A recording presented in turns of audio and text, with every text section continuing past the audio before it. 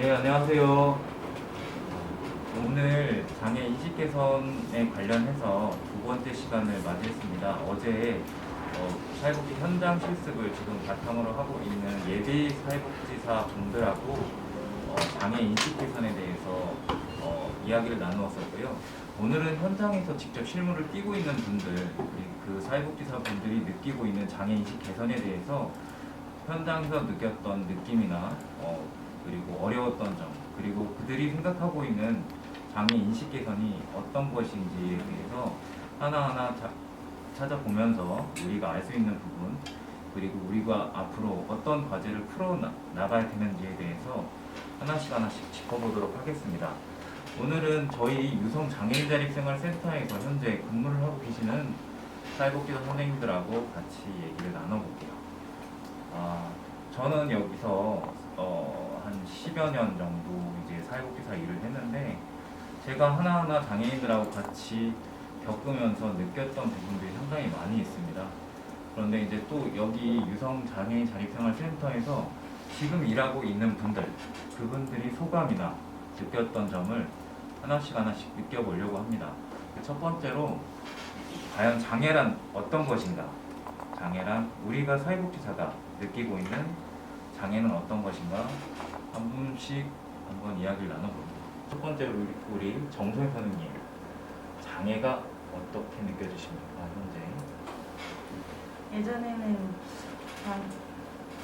예전에 근무하기 전에는 장애라는 건 딱 저는 신체적 장애 그것만 생각했어요. 그러니까 사람이 갖고 있는 장애. 사람이 가지고 있는 장애. 그게 그냥 장애라고만 인식을 했었고, 네. 이제 실무자로 일을 하면서 좀 장애라는 틀을 사람으로 보지 않게 되는 거죠.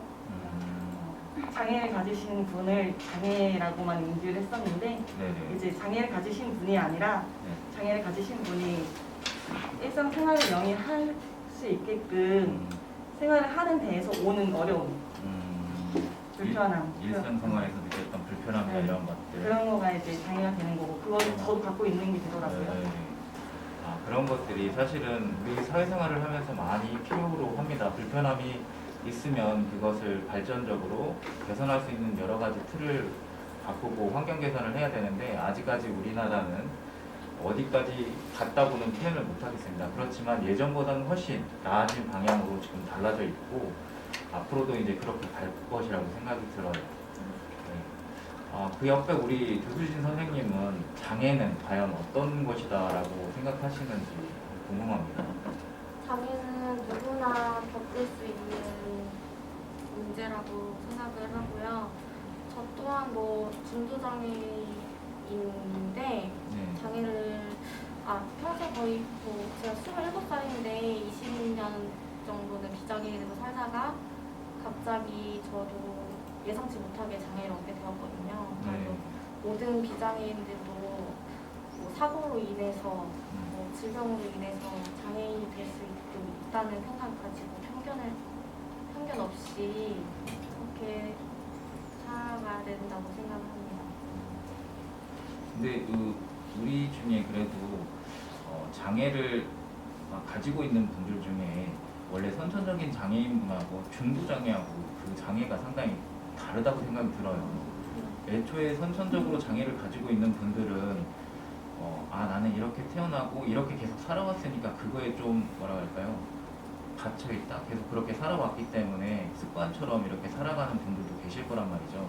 근데 장애인이 아니었다가 중도의 장애인이 된 분들은 이제 멘탈도 되게 크게 막 요동을 치셨을 것이고, 그런 부분이 되게 많았을 거라고 생각이 드는데, 혹시 그런 부분은 없어요? 그런 부분이 많았죠. 평생 비장애인으로 살았다가 갑자기 내가 하고 싶은 것에 대한 제약도 많아지고, 평소에는 평범하게 그냥 당연하듯이 할 수 있었던 일들을 당연하게 할 수 없게 되는 거에 대해서 많이 상당히 불편했겠죠. 네. 네. 그런 부분에 대해서는 되게 잘 극복하고 계시는 것처럼 보여요.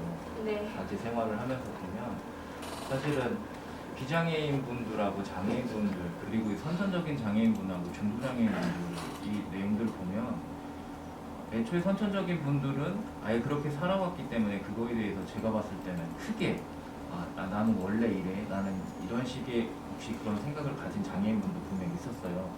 그런데 이제 중도에 교통사고나 어떤 질병이나 질환으로 인해서 장애를 중도에 발생을 하게 되면 사실은 거의 패닉 상태에 있잖아요.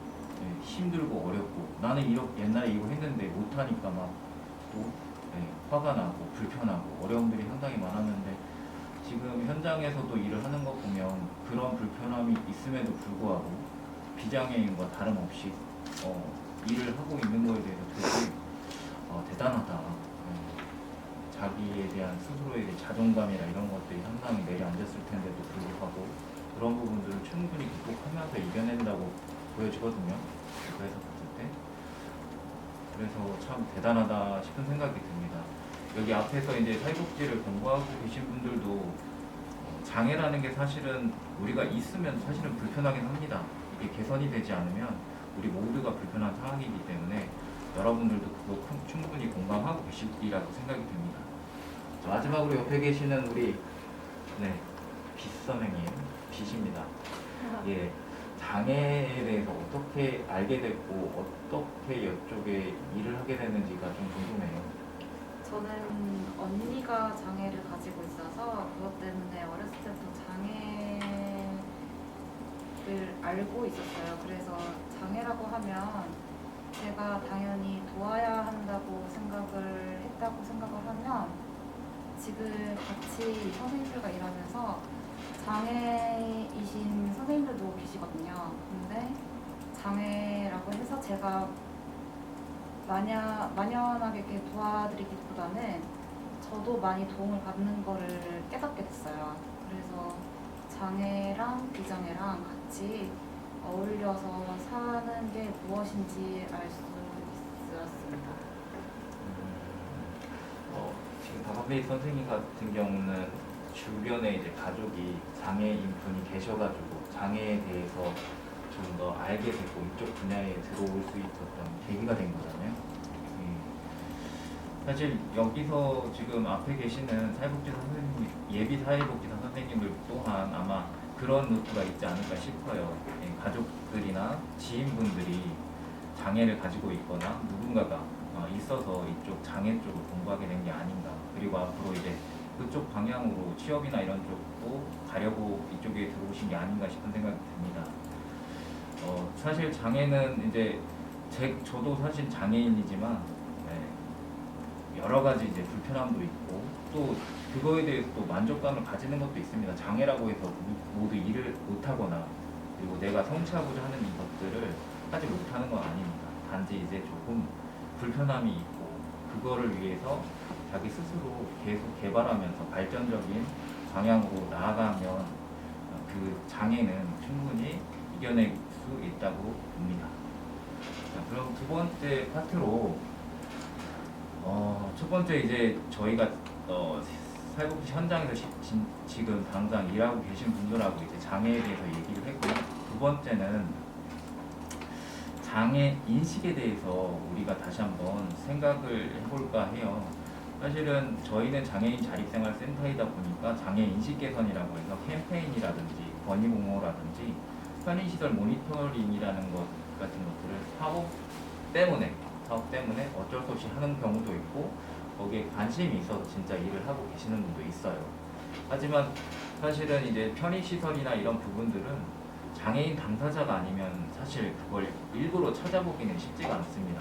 어제 제가 대전장애인자립생활센터에서 이제 토크쇼를 같이 했었는데 그분 또한 이제 장애인 당사자다 보니까 편의시설, 경사로 없는 그 부분에 카페를 가셔가지고 커피 한 잔 마시려고 근데 힘들어서 단 3cm인데 거기가 불편하셔가지고 못 드시고 밖에서 이렇게 마셨다는 그 얘기가 있었습니다.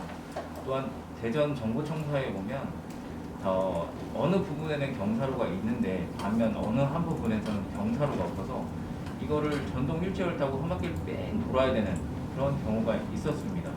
그리고 마지막으로 저쪽 가오동 쪽에 패션 아일랜드인가요? 그쪽에 가면 경사로가 없어가지고 휠체어를 타고 가시는 분들이나 전동 휠체어를 타시는 분들은 겨울에는 아예 거기를 근접을 할 수가 없었대요. 경사가 너무 급해서 휠체어가 다닐 수 없는 부분들이 참 많았다고 합니다. 그렇지만 이제 저희뿐만 아니고 장애인 당사자 그리고 활동가분들이 그런 부분들을 하나하나 민원을 넣어가면서 이제 바뀌고 있습니다. 개선이 되고 그에 대한 답변들이 충분히 답변이 오고 그걸로 해결이 되는 부분들이 충분히 있어요. 우리가 장애인 자립생활센터에서 사업을 하면서 장애인식 개선, 장애인식 개선이 이런 것이다. 우리 옆에 있는 우리 정선 선생님부터 장애인식 개선에 어떤 것을 느꼈고 어떻게 하면 더 장애인식 개선이 될 것 같다. 이런 것들을 한번 사업하시면서 느꼈던 것. 그걸 토대로 한번 얘기를 해주시면 좋을 것 같아요. 저는 원래 비장애인이다 보니까 네. 아무래도 근무하기 전과 후로 많이 나눠지는데 네. 그 전에 일상생활에서 제가 아무렇지도 않게 생활했던 것들이 장애를 가지신 분들한테는 큰 어려움으로 다가오는 경우를 많이 보았어요. 일을 하면서 예를 들어서 경사가 없어서 턱이 있어서 그렇죠. 미용실을 못 간다거나 네. 음식점이 다 앉아서 먹는 식당이다 보니까 네. 보장구를 이용하시는 분들은 들어가지도 못하시고 그런 것들을 많이 보니까 생각보다 환경적인 장애가 많은 거를 많이 느끼고 캠페인을 진행하면서도 비장애인 분들, 시민분들한테 저희가 많은 것들을 알려드리긴 하지만 알려드리면서 저도 계속 인식 개선을 하고 있는 것 같아요. 네네, 그렇죠. 우리가 이제 평소에 몰랐던 부분들이 상당히 많은 게 장애인식 개선을 통해서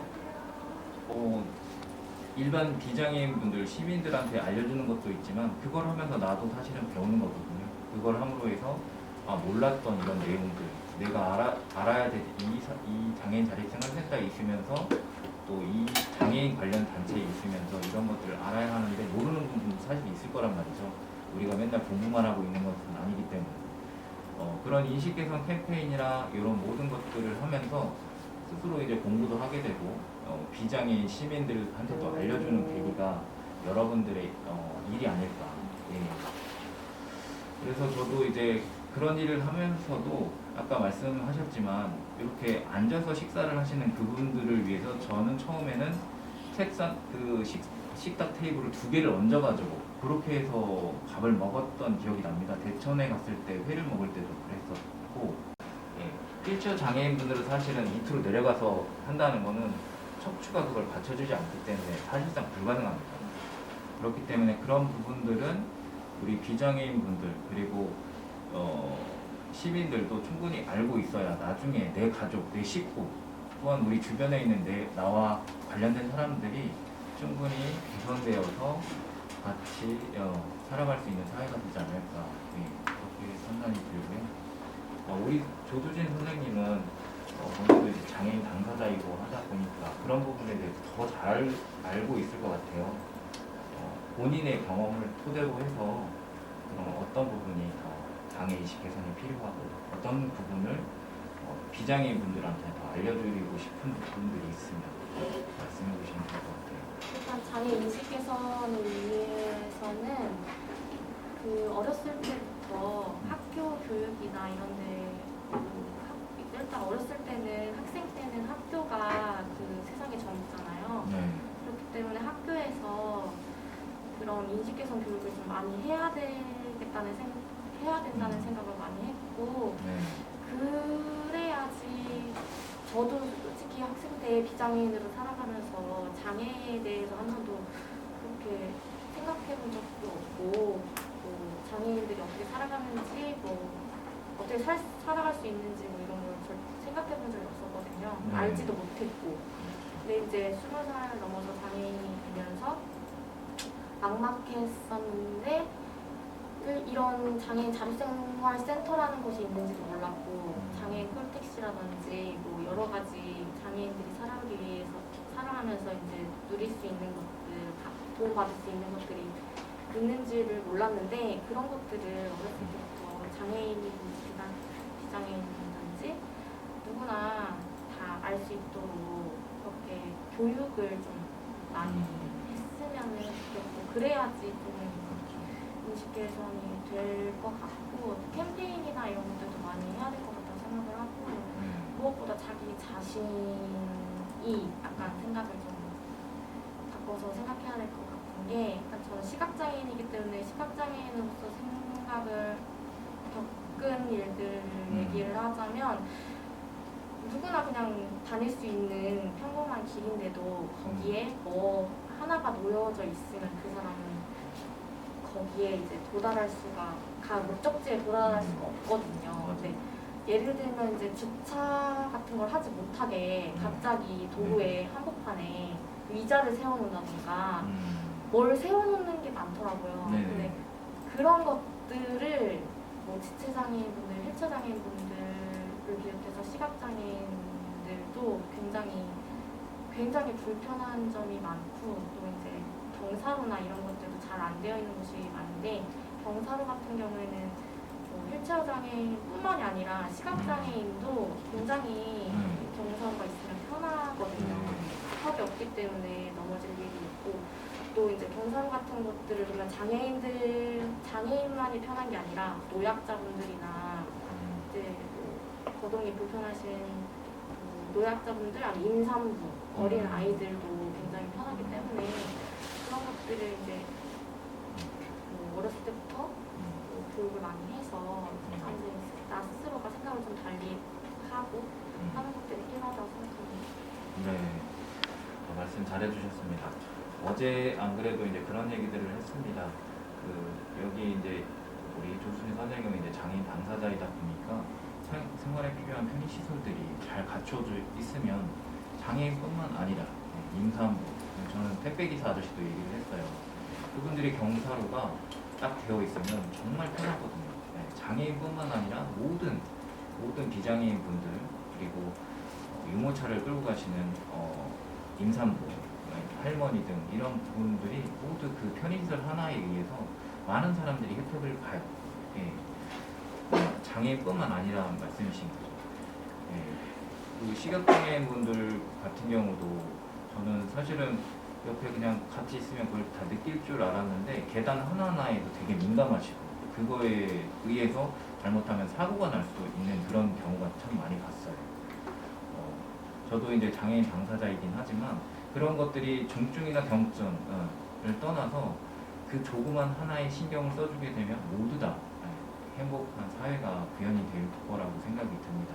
특히나 이제 장애인 당사자가 느끼는 그 장애인 편의시설은 누구에게도 필요한 시설이기 때문에 여러분들도 아마 그 부분을 충분히 숙지하시고 앞으로 사회에 나가셔도 그런 부분들을 반영을 하셔서 아주 조그만 일에도 누군가는 행복해하고 편해질 수 있는 사회이기 때문에 이걸 가지고 보셨으면 좋겠습니다. 마지막으로 우리 한피 선생님 본인이 느꼈던 장애인식 개선 그런 것들에 대해 어떻게 느끼고 있는지, 물론 이제 장애인 당사자가 아니다 보니까 느끼는 부분이 다를 수 있습니다. 현장에서 느끼는 것과 우리가 장애인식 개선을 하고 있지만 여러 가지 내가 보이지 못한 부분들이 분명 있을 거예요. 그런 부분들을 한번 가볍게 말씀해 주시면 좋을 것 같습니다. 제 앞에 두 선생님께서 제 생각을 다 말씀해 주셔가지고 거기서 더 추가적으로 말씀을 드리자면 저는 요즘에 좀 정신장애 쪽으로 관심이 많아지더라고요. 왜냐면 이제 정신장애는 너무 특출나게 뭐가 불편하다던가 이런 게 없어서 장애 등급을 받는 게 좀 어려운 사람들이 많더라고요. 그래서 그런 부분을 조금 개선해 나갔으면 좋겠다는 생각이 듭니다. 사실은 예전에는 지체장애인분들, 신체적인 장애를 가지고 계신 분들이 훨씬 많았던 시대가 있었습니다. 하지만 이제 지금은 의료 기술이 발전이 되고 그로 인해서 이제 장애를 임신을 했을 때 검사를 하게 돼서 출산을 할지 말지의 결정이나 이런 것들을 하게 되는데 그러다 보니 예전보다는 지체나 신체 장애인분들이 훨씬 줄어들었고 지금 사실상 가장 많은 장애 쪽을 말하자면 발달 장애인분들이 가장 계속 늘어나게 돼 있습니다. 어제도 말씀드렸지만 유아 시절에 그 뭐라고 하지 그 어린이집 가서 해주는 그런 선생님 뭐라고 하나요? 보육교사 선생님이 그 아기 때 이렇게 충격을 가해서 상처를 받으면 정신적인 상처를 받게 되면 발달 장애인이 될 확률이 20%가 넘는다고 그래요. 어제 뉴스에 나왔는데, 예. 그래서 지금은 사실은 신체적인 장애, 지체 장애인분들이 많이 없는 이 시절에는 지금 정신적인 문제가 상당히 대두가 되고 있습니다. 예. 그래서 발달 장애인, 자폐성 장애인 이런 모든 분들이 계속 늘어나고 있는 추세예요. 저희 센터에도 지체 신체 장애인보다는 지금은 발달 장애인 분들이 훨씬 더 많습니다. 수가. 예. 이거는 어찌할 수 없는 사회적인 영향이 아닐까 싶어요. 예. 사실 뭐 저희가 비장애인으로 태어나서 사고나 질환이 아니면 장애가 일어나지는 거의 없잖아요. 특별한 경우가 아니고서는. 그렇지만 이제 그 발달 장애는 우리가 뭐 이렇게 장애가 되지 말라고 장애가 되는 게 아니고 그분들은 이제 어떠한 상처, 충격 그런 부분에 대해서 이제 장애가 발생이 되더라고요. 앞으로도 그래서 이제 발달 장애인 쪽으로 이제 장애인 시설이나 사회복지 시설이 계속 늘어난다고 보여져요. 자, 그래서 이제 현장에서 장애 인식 개선을 하고 있는 우리 사회복지사 선생님들하고 지금 두 번째 차트를 얘기를 해봤는데 모두 다 이제 공통적인 사항들입니다. 장애인 당사자가 말씀하시는 부분, 계속 교육적인 부분도 계속 개선이 되어야 하고 이런 것들을 사전에 교육을 해서 장애에 대한 부분을 나 또한 장애가 안 된다고 보장할 수는 없기 때문에 그런 부분들을 더 강화해서 개선을 하면 앞으로 더 좋은 사회가 마련되리라고 봅니다. 자, 이렇게 해서 두 번째 타스크까지 넘어갔습니다. 예, 이번 세 번째 시간은 사회복지사가 현장에서 느끼는 장애 인식 개선에 대해서 얘기를 하고자 합니다. 현장에서 일어나는 이런 모든 일들이 사실은 이제 장애에 관련된 일이고 여기 사회복지사 선생님들도 아마 충분히 겪었었던 여러 가지 일들이 있었을 겁니다. 캠페인을 했을 때도 아니면 그 모니터링을 장애인과 같이 하면서도 이제 느꼈던 그런 부분들을 어떨 때 이게 불편했고 요건 이렇게 됐으면 좋겠다라는 그런 생각들을 한번 들어보려고 합니다. 저는 사실은 편의시설 모니터링 할 때 이런 사실은 몰랐던 때가 있었습니다. 주차장에 있는 시설에 대한 그 높이나 넓이 이런 것들부터 시작해서 경사로의 그 경사각 그리고 장애인 화장실 여러분들한테 이제 편의시설 조사할 때 그런 부분도 조사하고 했었잖아요. 사실 인권 포럼 쪽에서 이제 그런 편의시설 조사 같은 것들을 했었는데 사실 처음에 할 때는 저도 장애인이지만 그런 내용들을 사실 몰랐던 부분도 되게 많았습니다. 그리고 과태료가 얼마인지 그리고 주차장에서 앞을 막았을 때는 얼마인지에 대해서 잘 몰랐지만 그거를 위한 조사나 공부를 통해서 저도 알게 됐거든요. 이제 현장에서는 이제 그런 거죠. 모니터링을 같이 하면서 이제 이거 이렇게 하니까 휠체어 가기 힘들겠구나. 이런 것들이 되게 많이 있어요. 사실 가장 컸던 것들은 이제 장애인 화장실, 그 다음에 장애인 엘리베이터, 그 다음에 주차장. 제가 주차를 할 때 비장애인이라고 생각했을 때는 그게 왜 넓어야 될지 몰랐었습니다. 그런데 이제 저도 현장에서 일을 해봤고 그리고 저희 대표님 같은 경우도 휠체어를 타시다 보니까 이거는 문이 열려지지 않으면 휠체어를 거기다 댈 수가 없는 거예요. 근데 거기를 막아버리면 장애인분들은 할 수가 없어요. 그리고 저희도 이제 장애인 주차장이 지금 1층에 있는데 그것 또한 문제가 있습니다. 휠체어 타신 분이 혼자서 그 경사가 있는 곳에 탄다는 건 말이 안 되는 거거든요. 저건 개선이 되어야 되는 부분이긴 하지만 이 건물 자체가 옛날 건물이고 그리고 지하 2층에도 저 장애인 주차장이 있어서 참 이게 좀 애매한 부분이 있습니다. 그런 부분들을 이제 현장에서 느꼈던 사회복지사 선생님들이 다 있습니다. 그런 부분들을 하나씩 얘기해 주시면 될 것 같아요. 자, 먼저 우리 정소영 선생님, 혹시 편의시설 모니터링 같은 거 해보신 적 있으시죠? 네, 자, 네. 있습니다. 있는데 그 당시 저는 편의시설 모니터링을 할 때는 네. 경력이 그렇게 많지 않았어서 네. 그 당시는 잘 못 느꼈고요. 네. 그 다른 프로그램을 할 때 네. 지하철을 이동을 할 때는 네. 엘리베이터를 갈아타고 이렇게 이동을 해야 되는 경우가 많은데 네. 그 이용자분하고 이제 엘리베이터를 탑승을 해서 노선을 갈아타려고 하는 도중에 네. 엘리베이터를 기다리고 있는데 다른 시민분께서 그냥 타시더라고요. 먼저. 먼저? 네. 네. 이용자분이 부상도를 이용하시는 장애인이다 보니까 네. 이게 시민분들이 먼저 타 있고 아, 저희가 네. 먼저 기다리고 있는 상태였는데도 이야. 그렇게 탑승을 해버리시면 네. 이제 그걸 탈 수가 없는 거죠. 좀 각이 안 나오니까. 그렇죠. 네. 네. 그리고 이제 말씀도 하시기를 저희가 기다리고 있었는데 저희가 먼저 탑승을 하고 네. 또 타실 수 있으시니까 좀만 네. 기다려달라고 했는데 저도 급해요 이러고 타시더라고요. 그래서 아직 좀 인식적으로에 대한 것들도 그 당시에 처음 느꼈고요. 네. 숙소를 이용할 때도 엘리베이터 탑승이 가능하다고 해서 그 숙소를 잡았었어요. 휘차가 괜찮다고 해서 갔었는데 발판 부분에 걸려서 엘리베이터 문이 닫히지 않더라고요. 그런 곳이 있죠. 네, 가끔 있어요. 간혹 가다가. 네, 근데 그럴 때는 저희가 타 지역에 나가서 네. 2박 3일 이런 프로그램을 진행할 때였었어가지고 가능하다고 해서 숙소를 잡았는데 엘리베이터에서부터 들어갈 수 그게 없었을 어떻게 때 됐죠? 저는 그래서 그 지역에 있는 타 기관에 전화를 해서 수동 제어 작은 거 발판 뺄 수 있는 네네네. 걸로 빌려서 아유, 숙소를 되게 이용했었어요. 어려움이 있었네요.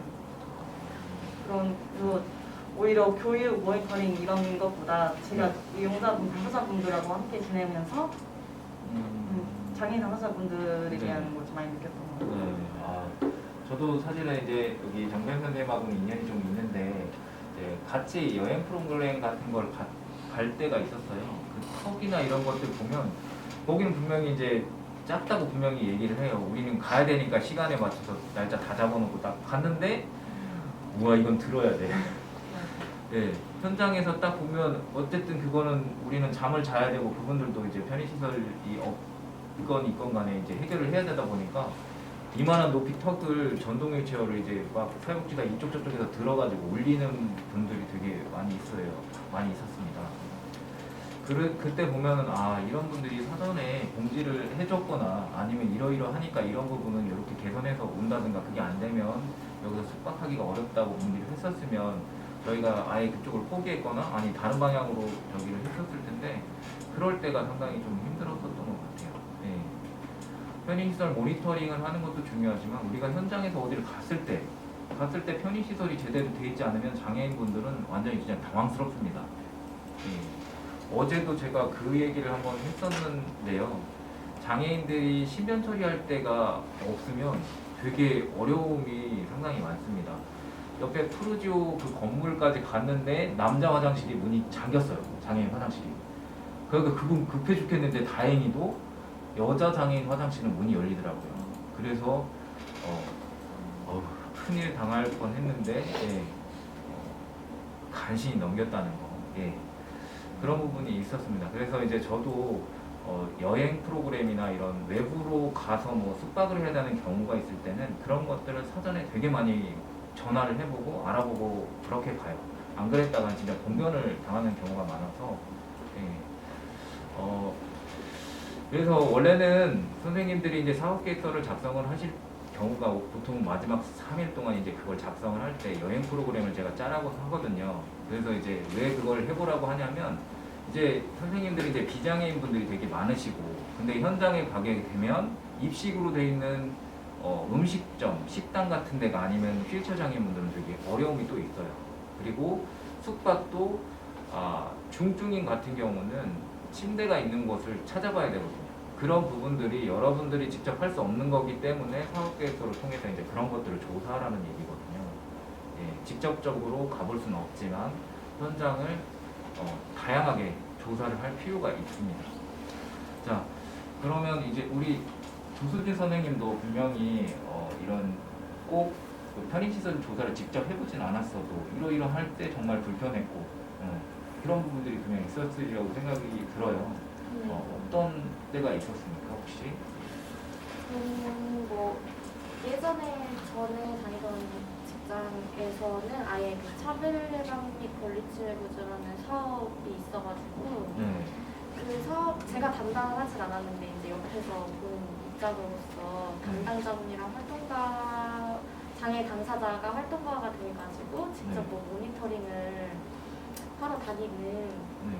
그런 사업이 있었는데 그런 거를 이제 일단 대덕구였거든요. 네네. 그쪽이 네. 길이 굉장히 잘 안 되어 있어가지고 맞아요.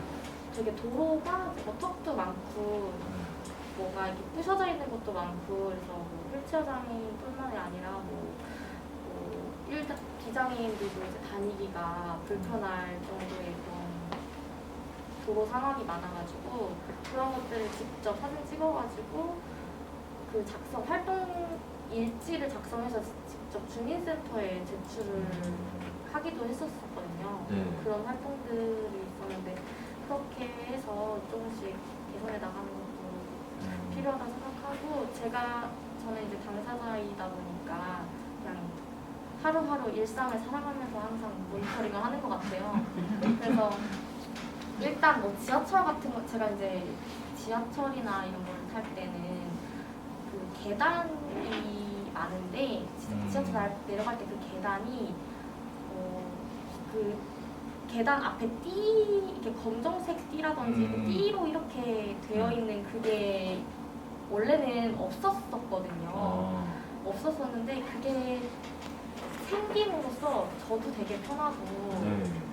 좋더라고요. 그래서 그런 것들이 근데 이제 많이 안 되어 있는 것도 많아요. 그래서 그런 것들이 좀 이제 잘 되어 모든 이제 계단에 지하철 내려가는 계단에 좀 생겼으면 좋겠다는 생각을 했고 또 엘리베이터 같은 경우에도 이제 백화점을 예를 들면 백화점에도 뭐 지하 1층에서 2층까지는 아닌데 그 반 정도 되는 거를 계단으로만 내려가야 되는 그런 곳도 많더라고요. 네네, 맞아요.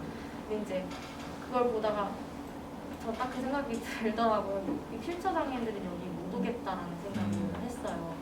이렇게 밑에 내려가야지 음식을 사 먹을 수 있는 그런 푸드코트 같은 것들이 있었는데 그걸 꼭 계단으로만 내려가야 되더라고요. 그래서 되게 차별이네요. 네, 그게 이제 안 되겠다 싶었는데 다음에 한참 있다 가보니까 거기 엘리베이터가 생겼더라고요. 그래서 되게 제가 제일 마냥 기쁜 그런 경험도 했었었고 네. 뭐 다양한 그런 그런 느낌을 받았었는데 어쨌든 이제 하나하나 네. 편의시설 모니터링을 좀 많이 해가지고 네. 직접 주민센터에 인원도 좀 넣고 이렇게 해가지고 좀 개선해 나가는 것도 좋을 것 같습니다. 네, 그렇습니다. 이제 우리 조순희 선생님은 이제 장애인 당사자다 보니까 하루하루 본인이 말씀했던 대로 하루하루가 모니터링이고 그거가 이제 불편하면 장애인들도 다 불편할 것이다 분명히 생각을 하고 계실 겁니다. 우리가 이제 아픈 사람이 아픈 사람의 마음을 알듯이 장애인 당사자도 마찬가지입니다. 여러분들은 보이지 않는 부분이 분명히 있었을 거지만 장애인 당사자는 아무리 작은 부분도 나한테는 되게 크게 와닿거든요. 계단 하나하나는 누군가에게는 가장 큰 벽입니다. 벽. 여러분들이 공감할 수 있을지 없을지는 여러분들의 판단을 맡기겠는데 계단 하나가 누군가에게는 짐이 되고 벽이 되기 때문에 거기를 같이 할 수 없는 접근성 부분이 떨어지는 곳입니다. 그래서 우리는 장애인이든 비장애인이든 모두 다 접근성이 보장되는 그런 환경에서 같이 공부하고 같이 사회를 꾸려나가는 사람이 되어야 된다고 생각이 들어요. 자, 장애인 당사자이기 때문에 가장 많은 것들을 보고 그거를 개선해 나가는 것들을 스스로 느끼고 계시는 분이 있는 반면에 그거를 좀 전혀 모르고 나는 해보지 않았고 나는 가보지 않았기 때문에 그걸 느끼시지 못하는 분들도 분명히 계실 거라 생각이 듭니다. 마지막으로 우리 한빛 선생님, 네, 한빛 선생님이 느끼는 그 장애인 편의시설에 대해서 어떻게 생각을 하시는지 한번 궁금해요. 여기 조수진 선생님이랑 정소영 선생님 같은 경우는 장애인 당사자이니까 아는 부분 그리고 현장에서 느꼈던 부분을 충분히 공감하는 부분들이 되게 많을 거지만 우리 한빛 선생님은 이제 잠깐 번외 같은 느낌이 아닐까 사업을 같이 하긴 하지만 조금 더 와닿는 부분이거나 아니면 몰랐던 부분을 알게 됐다거나 이런 것들이 있을까요? 혹시 편의시설에 대해서만 인식 개선을 하는 건가요? 아니면 전체적으로. 아, 네. 근데 편의시설도 물론 중요하지만 저는 제가 당한 건 아닌데 여기에서 일을 하면서 복지 일자리를 하시는 분이 계세요. 근데 정신장애이더라고요. 근데 이 선생님이 일을 하시는데 이제 여기를 이용하시는 분의 학부모 어머님께서 이 선생님이 일자리 때문에 복지 일자리를 여기서 하시는 거를 보시고 이제 뭐 청소도구나 이런 게 마음에 안 드셨나 봐요. 이 복지 일자리 선생님한테 맞춰달라 이런 얘기가 됐어요. 근데 복지 일자리는 정말 일을 주어져서 그 일을 내가 하러 온 건데 이거 자체를 뭐라고 하죠? 어떤? 그 장애인 한 명 한 명을 다 맞춰달라는 얘기였거든요. 이 센터에서. 근데 저희는 복지 일자리를 저희가 받는 입장이기 때문에 저희가 해줄 의무도 없을 뿐더러 그 선생님이 복지 일자리 선생님이 불편하시면 직접 자기가 사와서 하거나 그래야 된다고 생각을 하거든요. 근데 그 학부모가 그걸 보시고 이게 마음에 들지 않는다 이거예요. 그래서 저는 이게 정말 장애인을 위해서 일자리를 구해서 해야 되는 분인데 장애인을 위해서 하시는 게 맞는 건지 아닌 건지 이런 생각을 들기도 하거든요. 자, 저거는 아마 이슈가 될 법한 내용인데요. 일단 이 장애 복지 일자리 같은 경우는 장애인들이 일을 할 수 있게끔 하는 이제 그 시나 구에서 지원하는 제도입니다. 근데 그 부분에 대해서 이제 그 외적인 부분이 오셔가지고 그것들을 지원하는 거는 약간 좀 문제가 없지 않다고 보는데 여기서 이제 잠깐 생각해 보면 장애 감수성에 대해서도 얘기를 해야 됩니다. 장애를 어제도 표현을 했지만 장애는 누군가에서 무조건 도와준다고 해서 그게 좋은 게 아닙니다. 그들이 원하는 그분이 장애 감수성을 가지고 지체 장애인 분인데 이분은 운동을 하고 싶어서 혼자 휠체어를 밀어야 되는데 뒤에서 누가 밀어준다. 이거는 또 도움이 안 되는 거거든요. 물론 그분이 도움을 요청을 해서 여기 경사가 너무 심해서 혼자 못 올라간다. 그럴 때는 도와주시는 게 맞죠. 예. 그래서 여러분들도 이제 장애에 관련돼서 장애 감수성을 가질 때는 꼭 맞춤이라기보다는 그분이 원하는 것, 예. 밀어달라고 하는 것을 원한다면 밀어주시면 감사하는 거고 아니면 혼자 운동을 하고 싶어서 이렇게 하는 거는 그냥 가만히 있으시면 됩니다. 그래서 제가 장애 인식 개선 교육을 할 때 먼저 동의를 구하라. 예, 그리고서 실천을 하면 된다고 얘기를 하거든요. 상대방이 장애인일 경우에는 여러분도 마찬가지잖아요. 무슨 일을 할 때 이게 나 혼자 스스로 결정해야 될 일이 아니고 그럴 때는 누군가의 동의를 같이 구해서 그 사람이 같이 접해 있다면 동의를 구해서 진행을 해야 되는 게 맞는데 특히나 이제 장애인 분들이 스스로 할 수 없는 부분에 대해서 지원을 할 때는 여러분들이 충분히 도와주시면 돼요. 하지만 그 반대의 경우는 안 해주셔도 된다는 겁니다. 아까 같은 경우 이제 한빛 선생님이 말씀하셨는데 저도 이제 참 그걸 어떻게 뭐라고 말씀드리기가 되게 어려운 부분이네요.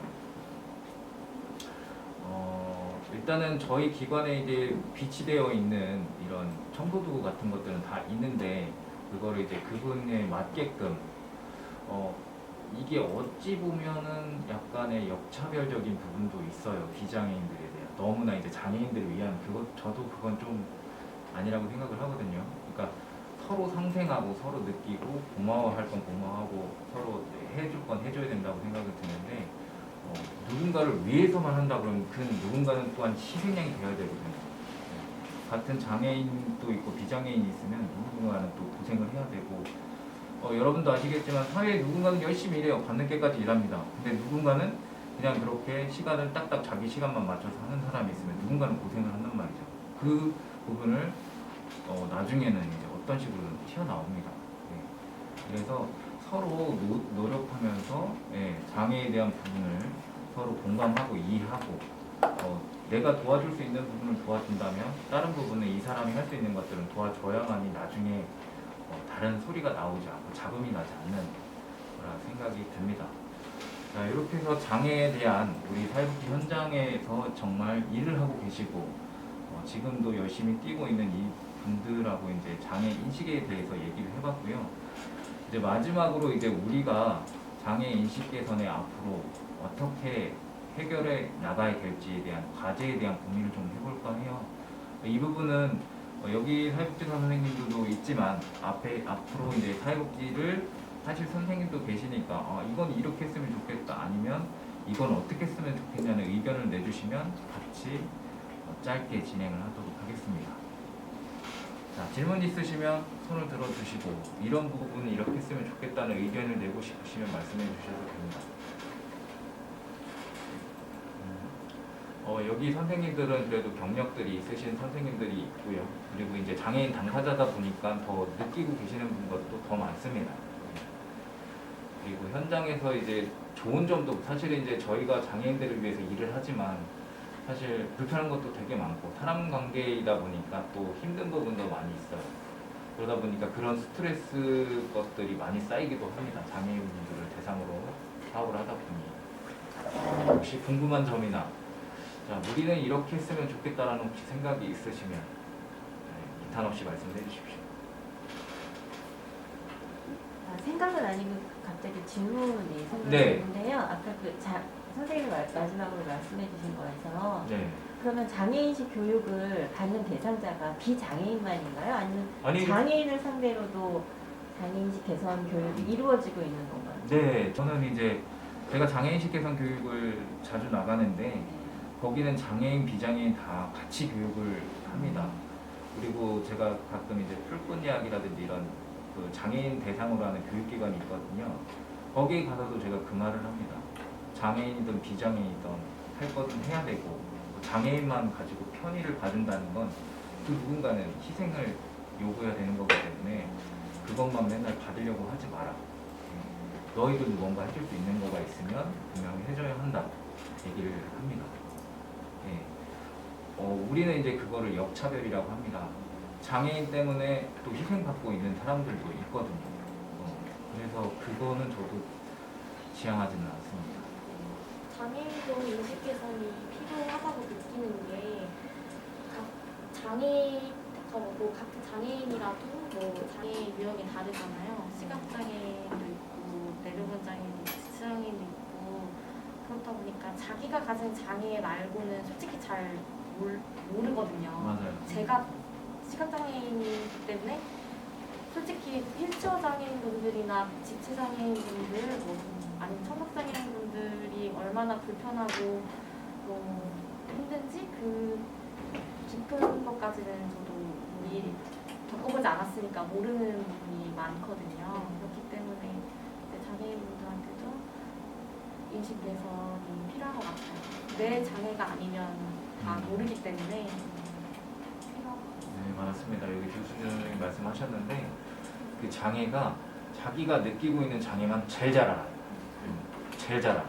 내가 여기 아프니까 이거 이렇게 하면 안 되는 걸 알거든요. 근데 다른 시각장애인분들이나 청각장애인분들, 뭐 안면장애나 뭐 이런 부분들이 가지고 있는 장애는 잘 몰라요. 그래서 충분히 장애 인식에서는 비장애인들도 해야 되지만 장애인 분들한테도 얘기를 해줘야 돼요. 그래야 서로 이러면 안 되구나. 내 아픈 것만 아픈 거예요. 내 새끼만 아프면 아픈 거예요. 딴 사람도 마찬가지거든요. 아픈 건 똑같이 아프거든요. 근데 자기가 겪고 있는 장애만 아프다고 생각하시는 분들이 되게 많이 있어요. 그 부분들은 분명히 장애인식 개선을 해야겠다. 질문 하나 있는데요. 네.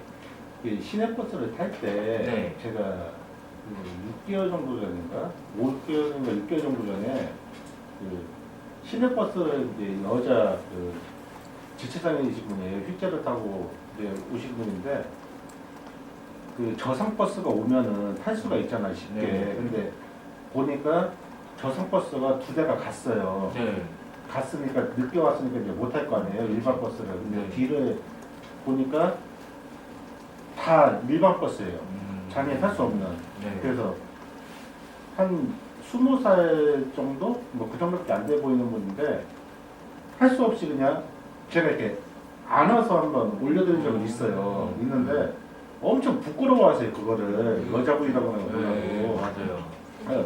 다른 분한테 같이 좀 도와달라고 둘이는 될 수 있잖아요. 네네네네. 그 전동 네. 같이. 근데 아무도 안 도와줘요. 음. 근데 어떻게 보니까 그 다른 사람들이 생각할 때는 그 추행 비슷하게 이렇게 보이는 것처럼 네네네. 될 수도 있겠더라고 이게. 맞습니다. 그래서 이런 부분은 어떻게 만약에 그러니까 그냥 모른 채 할 수도 없는 거고. 그러니까 제가 아까 말씀드렸잖아요. 그분한테 먼저 동의를 구하고 예, 동의를 있어요. 구했어요. 네네. 제가 그래서 어디까지 가시냐 그랬더니 네네. 시청역까지 가신대요. 그래서 네네. 기사분도 아니 아저씨가 내리면은 누가 저 내릴 거냐고 이 말을 하는 거예요. 그래서 아 내가 시청까지 가면 될 거 아니냐. 그래서 내려드리고 다시 버스 타고 다시 갔거든요. 네네네. 근데 그런 경우는 진짜 너무 애매한 것 같아요. 그렇죠. 아마 제가 구했는데도 네. 부끄러워하시더라고요. 네, 맞아요. 네, 저도 이제 이런 사업이나 또 어떤 여행 사업 같은 거를 할 때 그 아예 그냥 버스를 대절하고 간 적이 있었거든요. 그 장애인분들을 하루 동안 식사하고 어떤 여행 좀 하고 이런 그런 프로그램이었는데 캠프 같은 거. 근데 거기서도 그분을 이렇게 들고 나르고 하는 일에 있어서 그러니까 좀 지금처럼은 아니었어요.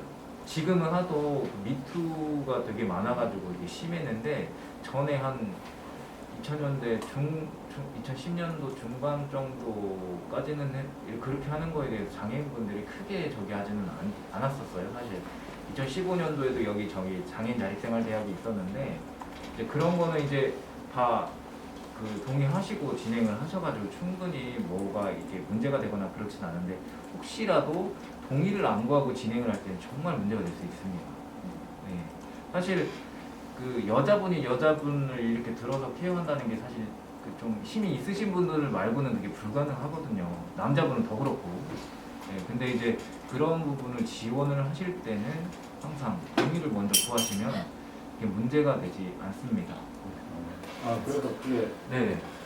굉장히 뭐 가는 내내 네. 좀 그렇더라고요. 아, 그러시죠. 네. 그 도움을 요청한 장애인 당사자분도 좀 명확하게 자기가 도움이 필요하면 이제 명확하게 이제 도움을 요청하는 것도 좀 필요한 것 근데 같아요. 그렇게는 안 하시더라고요. 네. 그럼 얼버무려 계시길래 버스를 타실 거냐 먼저 물어봤어요. 그랬더니 버스를 타야 된다고. 근데 검색을 하니까 본인도 이제 다 그거를 검색을 하시더라고요. 다리만 걱정하시니까. 근데 없으니까 거기서 이제 그렇다고 5대가 저도 보니까 5대가 떴어요. 뒤로 다 일반 버스예요. 야, 그렇죠. 보통 이제 그 저상 버스는 1시간 간격으로 돼 있는 게 예. 있고 그거가 자주 안 와요. 그러다 보니까 이제 장애인분들이 버스 타고 간다는 건 사실상 되게 힘든 부분이 있죠. 아까 국장님 말씀하신 것처럼 저 네. 같은 경우에는 다른 말 물어보기 이전에 도와드려도 될까요? 라는 말씀을 드려요. 그러면은 도움이 필요하신 분은 감사합니다라는 네네. 말씀을 하시더라고요. 네네네. 그렇게 해서 가끔 네. 돕고 있고요. 네. 궁금한 거는 그 지하철을 타게 되면 위로 올라가는 에스컬레이터나 엘리베이터를 보면은 왜 장애자나 노약자가 네. 타는 걸로 돼 있잖아요. 네네네. 그런데 대부분이 보면 일반인들이 많이 타시더라고요. 맞습니다. 아까 말씀하신 그런 부분이 있는데 그게 장애인들이 먼저 타셔야 되는 우선권이 의무적으로 있는 건지 아니면 그냥 배려 차원에서 그분들을 먼저 타시게 해야 되는 건지요? 배려 쪽으로 봐야 되는데요. 원래 이제 그 우리가 인권이라는 걸 가지고 있잖아요. 인권은 장애인한테도 있지만 비장애인한테도 있어요. 아까처럼 저기 선생님 분명 말씀하셨던 건 그분이 먼저 오셨다고 했잖아요. 그러면 먼저 오신 분이 먼저 타는 게 맞죠. 예. 그렇게 해석을 하시면 좋을 것 같고 이제 선생님들, 그러니까 지금 앞에 계시는 이제 실습 선생님들 같은 경우는 이제 연배가 좀 있으시니까 옛날에 저희는 무조건 할머니, 할아버지 있으면 무조건 서서 먼저 해드리고 장애인이나 약자, 사회 취약계층을 가지고 계신 분들 먼저 배려를 했던 게 기본적인 성향이었던 걸로 알고 있습니다. 근데 이제 지금은 개인주의적인 부분이 너무 크다 보니까 그런 것들이 배려라는 게 좀 얕아지긴 했지만 통상적으로는 옛날 분들 그리고 예전에 생각을 가지고 계셨던 분들은 그런 측면에서 많이 지원을 해줬고 지금도 그렇게 다들 하고 계시죠. 예. 저는 그렇게 알고 있는데 어쨌든 그 법상으로 이렇게 먼저 하는 건 아니고요. 차별에 대한 법은 있습니다. 장애인에 대해서 이것에 대해서 차별을 했다. 장애인이어서 차별을 했다라는 건 장착법에는 분명히 있지만 그런 부분은 법으로는 좀 규정하기가 좀 애매한 것 같습니다. 아니 장애인 주차구역 같은 경우에도 과태료를 물고 네. 신고를 하고 하니까 네. 개선이 되잖아요. 네네네. 그럼 그런 것도 좀 강하게 선생님 말씀하신 거 분명히 공감을 가는데 네. 저는 이제 또 그런 생각도 들어요. 너무나 하나하나 다 그렇게 법으로 다 걸어버리면 우리 종단에는 다 하나부터 다 10가지 세금 내야 되고 벌금 내야 되고 그런 경우가 발생하지 않을까. 그러니까 어디까지는 그래도 그냥 배려 차원에서 지원해 주는 게 좋겠고 무조건적으로 이제 촬영을 해서 벌금 매긴다는 건 사실상 좀 너무하다고 봐요. 그러면 종단에 우리가 설 자리가 과연 어디 있을까?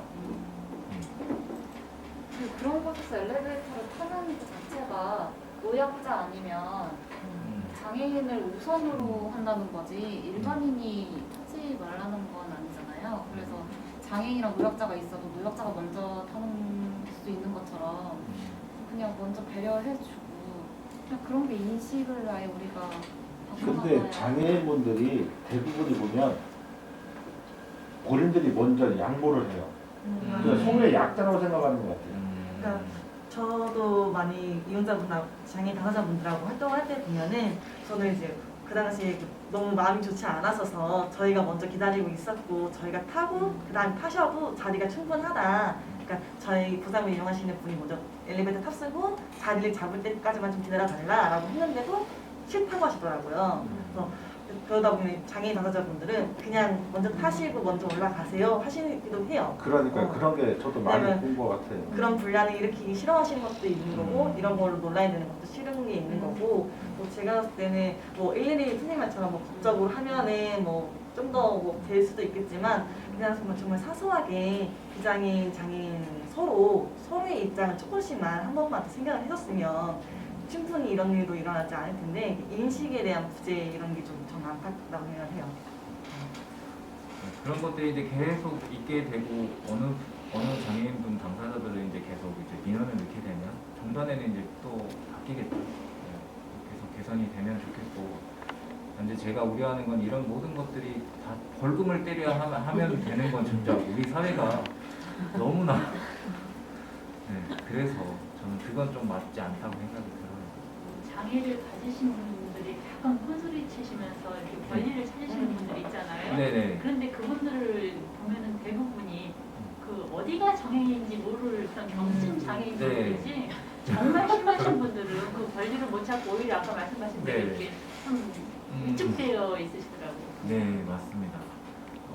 중증이신 분이고 또 중증이 아닌 정증이신 분도 계시는데 그렇게 목소리 내시는 분들은 민원도 많이 내세요. 민원도 많이 내서 지금은 뭐 여러분도 아시겠지만 국민신문고에다가 그냥 글 올려놓으면 바로 답변이 옵니다. 뭐 이거 제도 개선을 해야 되거나 아니면 경사로가 없어서 이거 좀 개선을 해야 되겠다 얘기를 하면 다 올라와요. 네. 기존에 이제 생활 불편 신고라는 게 아예 없어지고 국민신문고로 다 바뀌었는데 거기다가 이제 자기가 이건 좀 개선했으면 좋겠다. 이걸 개선하면 나뿐 아니고 장애인분, 유모차를 가지고 계신 임산부분 여러분들이 다 활용해서 쓸 수 있을 것 같다라는 것들은 여러분들이 그쪽에 민원을 넣으셔서 변화를 하시면 되겠습니다. 이건 꼭 장애인뿐만 아니고 여러분도 충분히 그 시선을, 그 시각을 바라볼 수 있는 분들이기에 가능하리라고 봐요. 자, 더 질문 있으실까요? 우리 선생님들 중에 꼭 얘기하고 싶은 예비 사회복지사로 계시는 여기 선생님들한테 한마디 하고 싶은 분 계세요? 네. 네. 저는 사실 그래서 같은 말이지만 제가 비장애인으로 처음에 22살에 일을 시작을 했었는데 저는 장애인 당사자분들을 대할 때가 좀 힘들었거든요. 제가 아무렇지도 않게 하는 말이 이분에게는 기수가 되지 않을까, 혹시 이게 내가 차별적인 말이지 않을까 이분이 그렇게 받아들이지 않을까 해서 장애인 당사자분들하고 저희는 특성상 대화를 많이 하고 관계를 많이 맺어야 되는데 저는 초반에 그게 너무 힘들었었어요. 비장애인이어서 이분들에게 제가 실수를 할까봐. 근데 그런 걱정을 하시는 분들도 있을 거라고 생각을 해요. 그래서 이제 말씀을 드리고 싶은 게 장애인 당사자분들이 오히려 많이 다가와 주시거든요. 여기 근무를 하다 보면. 그래서 오히려 먼저 다가와 주셔서 서스럼 없이 대해주시고 편하게 대해주시니까 저도 이제 그분하고 어느 정도 관계가 쌓이고 유대관계가 되면은 서로의 어느 정도의 말에 이 사람은 나에게 이렇게 말하는 게 차별이 아닌 걸 아시게 되니까 너무 장애인 당사자라고 해서 어렵게 깍듯하게 이제 이러한 부분들에서 냉철하게 그렇게 행동하시진 않으셔도 되거든요. 그럼 혹시 걱정을 갖고 계시다면 그런 마음은 좀 내려놔도 괜찮을 것 같아요. 맞습니다. 이제 사실 이제 입장 차이이고 견해 차이고 생각의 차이인데 그건 장애인이라고 해서 무조건적으로 나쁜 사람 그리고 따뜻하지 않은 사람이 있는 거 아니고 여러분도 마찬가지지만 얼굴은 이렇게 저처럼 험악하게 생겼어도 말은 또 이렇게 합니다. 네. 물론 이제 사람마다 가끔씩 이제 톡톡 쏘는 말도 있고 욱하는 사람들도 있고 각각에 대한 특성이에요. 장애인이든 비장애인이든 다 똑같습니다. 장애인이라서 저러는 게 아니고 그냥 사람이기 때문에 저런 거고요. 약간의 이제 장애에 따라서 특성들이 있기는 해요. 다른 특성들이 있긴 하지만 그들도 모두 이제 여러분들과 똑같은 사람이기 때문에 또 마음을 터놓고서 얘기를 하게 되면 다 풀어지게 되고 우리가 여러분들이 이제 여기 다 결혼을 하신 분들이 대부분이실 거라고 생각을 해요. 시월드하고 관계가 좋은 분도 계시지만 아니신 분도 분명 계시잖아요. 근데 이제 그걸 끌고 가면은 계속 나는 속병이 쌓이는 거고 언젠가 이제 그걸 잘 풀어가지고 서로 이제 좋게 관계 개선을 하면 서로 도움이 되듯이 우리 사회복지 현장 실습 지금 하시지만 여기 있는 선생님들도 처음엔 좀 힘들었어도 지금은 이제 많이 그걸 감수하고 인내하고 이해하기 때문에 이렇게 계속 진행할 수 있다고 봅니다. 원래 40분 정도로 시간을 잡았었는데 되게 좀 시간이 길어진 것 같아요. 우리 앞에 계시는 카메라 선생님 분명히 편집 잘 해주실 거라고 생각이 듭니다. 여기까지 하시면 될까요? 네. 자, 우리 앞에 있는 선생님들 박수 한번 쳐주실래요? 고생하셨습니다. 이상으로 장애인식 개선, 우리 사회복지사가 바라보는 장애인식 개선을 마치도록 하겠습니다. 감사합니다.